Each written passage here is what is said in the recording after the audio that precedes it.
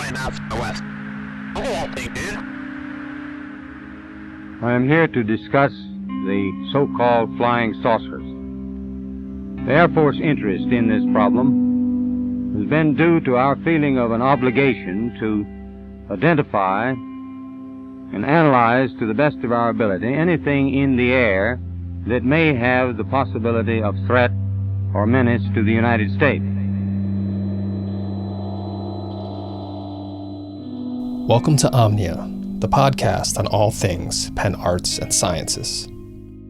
In December 2017, the New York Times revealed the existence of a Pentagon program investigating unidentified flying objects.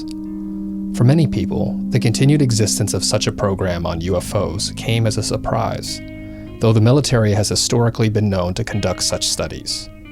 Most notably, the Air Force's Project Bluebook investigated more than 12,000 claimed UFO sightings between 1952 and 1969. Kate Dorsch, a doctoral candidate in the Department of History and Sociology of Science, has been researching UFO encounters reported in Project Bluebook. Her dissertation covers the first flying saucer report in 1947 through the release of Steven Spielberg's Close Encounters of the Third Kind, and investigates the creation of scientific knowledge and how this knowledge is communicated to the public. People tend to be disappointed when they come to hear me give talks, and their first questions are always, well, what about aliens? And my response is always, well, I don't really work on aliens. I'm interested in aliens, but I'm not really interested in aliens. What is interesting to me is thinking about expert knowledge creation and what role the public plays in that. So my project in particular looks at ways of knowing through this Cold War national security lens. A strange phenomenon is taking place in the skies. People are seeing it, and initially the people who are having these experiences or making these observations are people who are imagined as trained experts. Airline pilots, Air Force personnel, technically trained members of the service. And so the Air Force feels like they need to take this thing seriously, especially since early sightings are happening over the West Coast, its proximity to the Soviet Union. Couple this to a lot of atomic anxiety following the dropping of the bomb, the rapid pace of scientific and technical progress. All of these things are coming together around this strange phenomena that is beginning to happen in the summer of 1947, that all of these people are making these strange observations, that their description of what they're seeing is so consistent. And so I'm interested in the knowledge infrastructure that gets constructed around this thing, where experts have to work with non-experts, where new technologies have to be developed and deployed and old technologies doctored. It's a long-winded way of saying that I'm interested in the creation of scientific knowledge around this thing and how the UFO is not like an asteroid or a meteor or a weather phenomenon. It is transient, it is fleeting, it is unpredictable and impossible to locate, and it presents a significant problem for basic scientific intervention. So how do you do that work? My dissertation starts in 1947 with the very first modern UFO sighting, or what is considered the very first modern UFO sighting, Kenneth Arnold's sighting over the Cascade Mountains in Washington State on June 26, 1947. Kenneth Arnold is a pilot. He's a trained pilot. He sees 9 objects in the distance around Mount Rainier. And so when he lands, he tells a bunch of his buddies, you guys wouldn't believe what I saw. Here's what I saw. I climbed back up to 9,200 feet, and I noticed to the left of me a chain which looked to me like the tail of a Chinese kite, kind of weaving and going at a terrific speed across the face of Mount Rainier. I at first thought they were geese because it flew like geese, but it was going so fast that I immediately changed my mind and decided it was a bunch of new jet planes in formation. They looked something like a pie plate that was cut in half with a sort of a convex triangle in the rear. And no one really takes him seriously. Nobody really believes him. But the flying saucer thing comes from Arnold, not in that he says they're round like saucers, but that they move like saucers skipping over the water with that sort of flight behavior. And the newspaper guy gets it wrong and says, they look like flying saucers, and that's where the flying saucer thing comes from. So following Arnold's sighting and the way it gets media coverage, there is a flap that follows. And so the late 1940s, early UFO investigations are really rooted in these Cold War atomic Soviet concerns. We have to investigate these things because they could represent an existential threat. And even though some of them are hoaxes, a lot of them aren't anything remarkable, all it takes is one. So we have to continue this investigation, even though it seems like a massive waste of time and money. As the 50s roll on, the investigations sort of go through this undulation of interest. There are some years where there's a flap, like in 1952, there's a flap over Washington, D.C., where radar returns are giving a number of unknown objects. In Washington, ghost-like objects dart across the radar screen at the CAA Traffic Control Center at National Airport for several hours, traveling more than 100 miles an hour. Air Force jet fighters spend several hours chasing the objects plotted on the radar scope. And scientists later decide that it's an atmospheric phenomenon that's doing this, but this sort of tenor, this tenor of like, who do we believe and who do we don't, who do we not trust, really gets going in the 50s. And this sort of, the Air Force is covering things up and hiding things from us begins to develop. And then in the 60s, sort of the early to mid 60s, there is a sighting in Michigan that scientists come out and a large number of people all see these strange lights over the forest, and they all report it. I saw it, and I saw two red lights, and I saw what looked to be shaped like a pie. I could just see the front of it, and I just saw the round front, and I could see the lights on either side. Oh, it moved very rapidly at any speed, or rather any direction it wanted to go. Why, it could change and go to the right or the left or go crossways without hesitating a bit. What do you think it was? Well, if they call it a flying saucer, that's what it is. And the scientists come out and say it was just swamp gas. It was just swamp gas lit up by the stars and the moon and the sun, whatever it is, it's just a natural phenomena. You guys are making something out of nothing. And the people in Michigan, this Michigan town, are so offended by the somewhat haughty way they're being spoken of in the national press. And they're so upset about not being taken seriously that they contact their representative, who happens to be future President Gerald Ford.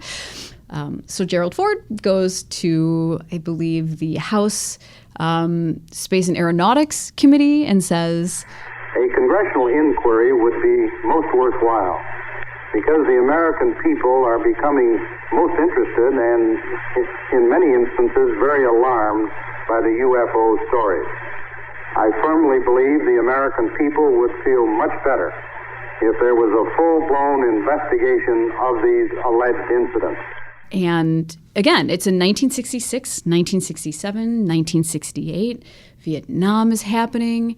There's a lot of civil unrest. And then you get into the 70s. The United States Air Force is no longer spending money on this thing. They have shut down their programs ostensibly. The physical sciences are moving on. The people who aren't moving on are moving into becoming hardcore extraterrestrial intelligence hypothesis true believers, starting their own professional societies and their own research centers, and they've really sort of left establishment science. And it becomes this very sort of new age, new discovery from where in 47, these things represent threat. They're going to destroy us. By the late 70s, they're going to save us from ourselves.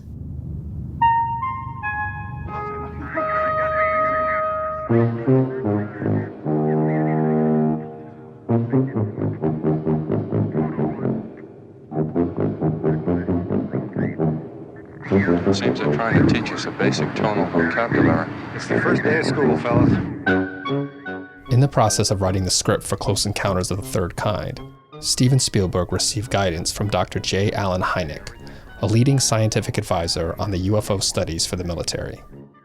Dorsch talks about how the film, released in 1977, relies heavily on UFO sightings documented by Project Bluebook. So there's a sense in which Close Encounters of the Third Kind is just a film version of what the Air Force has been hearing about for decades. It's just a visual presentation of all of that stuff. So in that sense, it's very Cold War investigative program. But then it also has this sort of new agey, UFOs are all over the world. People are hearing these songs and these tones. People are being visited. When Richard Dreyfuss has his experience, he's being driven towards the Devil's Tower. He's seeing visions of this place. Him and everyone else that have been visited by these things are having these communal events. And they all go to this mountain where there is, yes, this scientific massive infrastructure built up to welcome the mothership, right? They knew the Air Force and the sort of world scientific community knew these things were coming. So I end my dissertation with it because it really just so captures the end of the sort of first part of the 20th century UFO phenomena. Most of Dorsch's research examines an archive of materials from Project Bluebook held at the American Philosophical Society in Philadelphia. She describes looking at a collection from physicist Edward Condon, director of the University of Colorado's UFO project, which was funded by the Air Force. Flipping through Condon's papers and the boxes of letters from people saying, I had a sighting on May 23rd, 1959, and this is what I saw. Or here, I have sent you negatives of a thing that I took a picture of 3 years ago, and nobody believed me, but I think you will believe me. There's a bag of dirt in there from somebody's backyard where a UFO landed. Would you like to do a soil analysis? Or here is a bunch of aluminum that came off of a UFO that landed in my backyard. You should probably run some sort of test on this. So when you think about these holdings, yeah, it runs the gamut from these incredibly formal Air Force press releases and these letters to university boards of trustees about why we should continue this or why we should let someone have sabbatical, to this really to handwritten letters from people from all over the place, writing about their experiences. To have that sort of color and variation in an archive is just an incredible gift as a historian.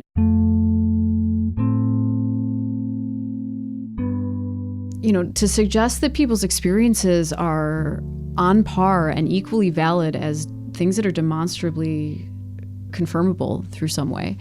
This undergirded a lot of the UFO conversations in the 50s and 60s. I saw a thing, I know what I saw, it's real. We're seeing that today, right? I know that the numbers say that unemployment is down, but I don't have a job, so obviously it's not, right? And I know the numbers say it's better, but it doesn't feel better for me, so that's what actually counts, lived experience. Trying to parse professional expertise from experiential expertise from imagined expertise, I think is very challenging. And I think it's why people still find it interesting. I expected a lot more pushback in the academic community on this project, and people are incredibly enthusiastic and supportive of it. Because I think it's rooted in this sort of idea about who gets to make decisions for who, right? Who gets to say what's real or not, and who gets to tell you that your experience was like a hallucination or something. If there's a way to sort of better navigate those relationships and to communicate information better to the public, right? To do so in a way that doesn't seem so condescending as scientists saying, you thought you saw a UFO and it's really just swamp gas illuminated in a certain way. But of course they're pissed. Who wouldn't be, right? You've just been talked down to by one scientist who wasn't even there.